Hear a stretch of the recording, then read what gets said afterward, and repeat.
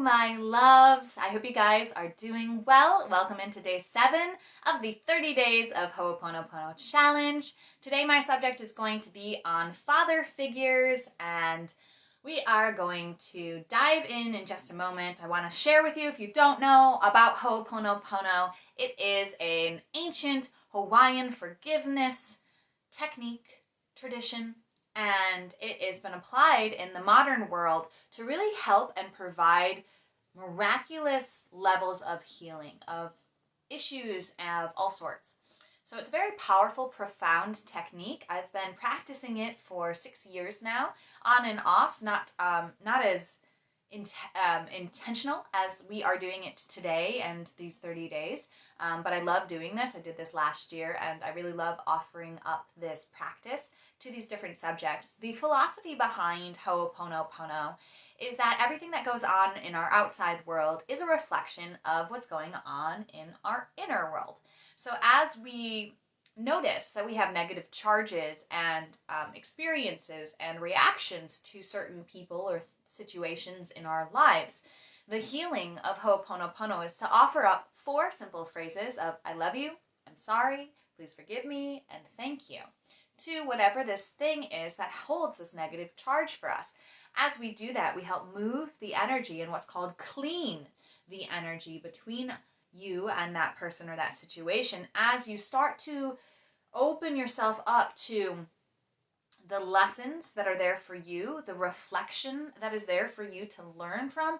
As you start to bring the negative charge back into alignment and clear it, you start to see the gifts and the lessons and the learnings that certain people and situations have brought up for you in your life.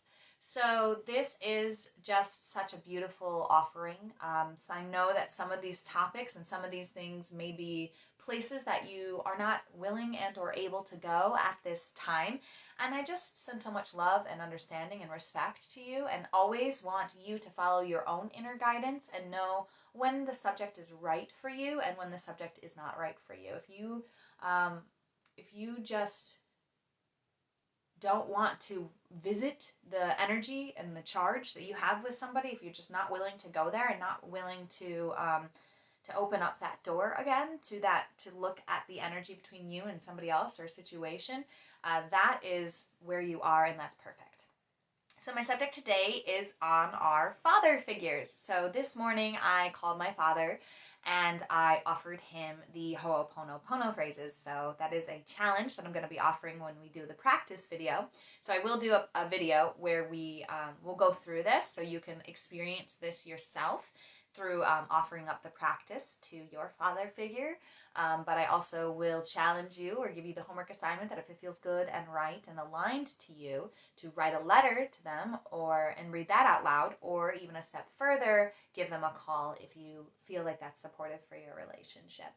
So I called my father this morning because I wanted to have this experience with him and have it be a little bit more private. He's a very private person, and especially when things are posted about him on social media, he gets a little upset. So I wanted to make sure that I kept the things that I wanted to say and the clearing that I wanted to do between him and I, so that that I can honor his desire for privacy. So that is what I did this morning. But I will just say that one of the things that really helped me to clean and clear on my relationship with my father in the past, and has really helped me heal a lot of misplaced projection and blame and misunderstandings that I had, is this whole concept and idea of the divine father, and trusting the divine father and loving in the divine father, and kind of almost releasing my physical father from the expectations that one has of a father figure, like the perfection, right? Like we kind of all are born and the person who plays that fatherly role in our lives, we have a certain expectation for them to fulfill. And one thing that helped me to release myself from that expectation, and sometimes the pain that was caused when those expectations weren't met, is this concept of the divine masculine father figure, and knowing that that divine masculine father figure is really where the only energy that can be perfect in this beautiful embodiment of fatherhood, right? The rest of us are just learning how to embody that, and learning is always experiences through trial and error. So there's always, you know, the chance to make a mistake, and that's what makes us human. And so letting our physical father figures off the hook for what they had to learn and what we helped them learn through our relationship with them, and really kind of setting them free from the expectations of being the perfect father figures. That, you know, we as children think we deserve and we are owed, and if we don't experience that perfection, we see it as a reflection of ourselves and our worth, and we can really be harmed and hurt by this. And, you know, some fathers are fail a lot more often in a lot bigger ways than others. So, you know, lots of love and gratitude and respect to those of you who have experienced deeper pain with the father figures in your life, and an invitation to release them from needing them to have been any different than they were.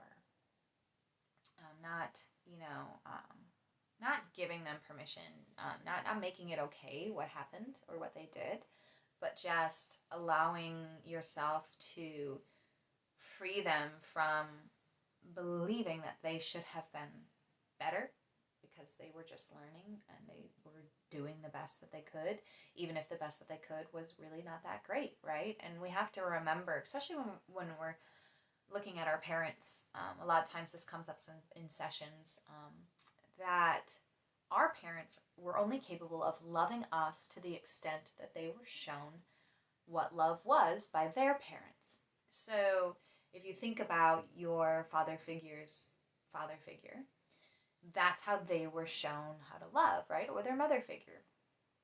That's where they learned how to express love. So they may have done a little bit better than their parents. They may have tried to you know, improve upon what it was that they experienced as kids, but ultimately, on like that subconscious level, they learned how to express love through what they went through as children. So it's this really releasing of the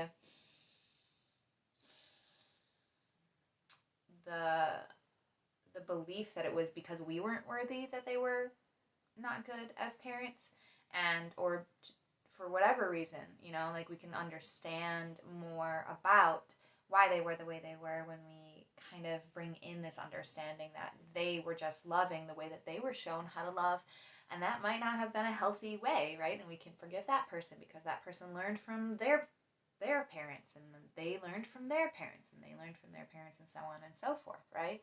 So there is this ancestral learning, and we get better and better at it, hopefully, with each line. But there's always going to be errors. There's always going to be something for the next generation to improve upon when it comes to, you know, really embodying the perfection of fatherhood that, you know, we all kind of wish we had been able to experience as children, or thought that we were worthy of, and knew that we were worthy of, right? We're all worthy of that.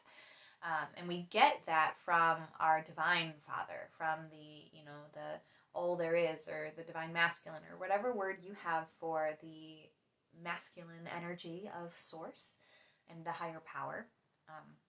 That does offer us perfection, but it may not have come through our father figure in a way that served us and made us feel loved and held and seen and guided and led and inspired. So I'm trying to tap in and see if there's anything else I have to offer as a discussion and chat on this topic of father figures and offering Ho'oponopono.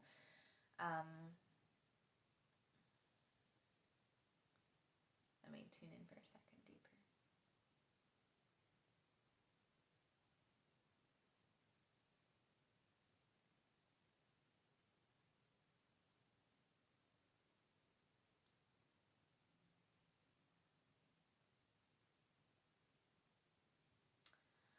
That feels complete. So I appreciate you and you're joining me on this journey. Feel free to watch any of the other videos if you have not been able to or have not come across them.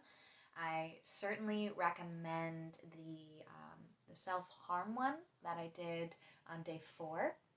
That's a very powerful example of how Ho'oponopono is a reflection and how we can use that reflection to provide our own inner clearing and healing.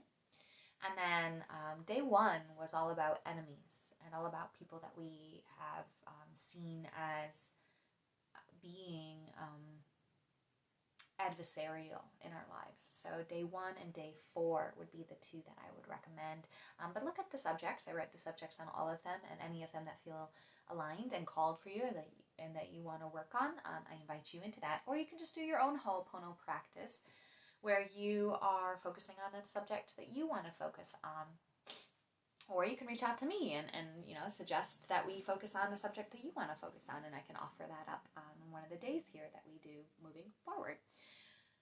I will see you guys in the next video. And as always, Namaste.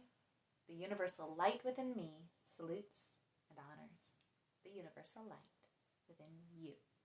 Namaste.